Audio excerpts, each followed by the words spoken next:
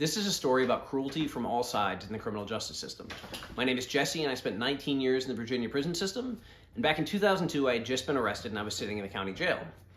I came across this kid who was just being tortured mercilessly. He was being made fun of because he was an African immigrant and he spoke very little English. So when he tried to talk to people, they would make fun of him.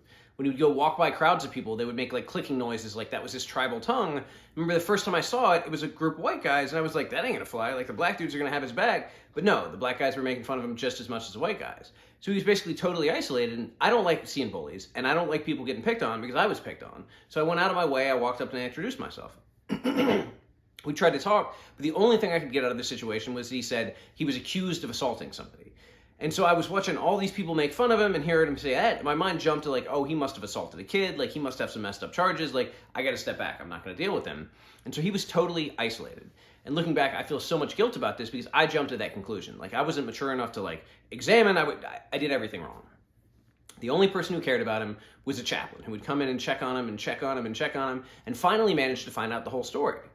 Well, this kid had been accused of assault, but only because somebody had said, hey, some black kid just assaulted me. They walked through the neighborhood, they found this kid, he was walking along, and they tried to ask him questions, and he couldn't say anything. And they looked, and he had a little pocket knife on his belt, so they arrested him. They took him in front of this guy, and the guy said, yeah, that was him. The only problem is it wasn't him.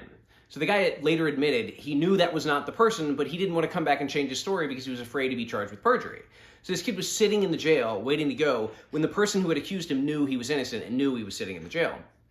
So the guy was thinking, okay, if I don't go to court, they'll have to throw it out. So this kid waited months, finally went to court, and the judge was like, oh, we'll have to have a continuance. Like, if he couldn't show up, like, we have to honor the rights of the victim, which I think is a valid point in many cases. In this one, it was just a really unfortunate circumstance.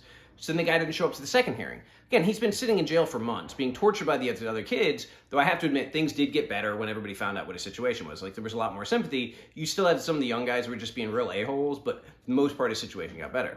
But nonetheless, he was in the jail for months, suffering a great portion of it, and then just waiting. And it wasn't until the third time that they had a hearing and the guy didn't show up that the judge threw it out.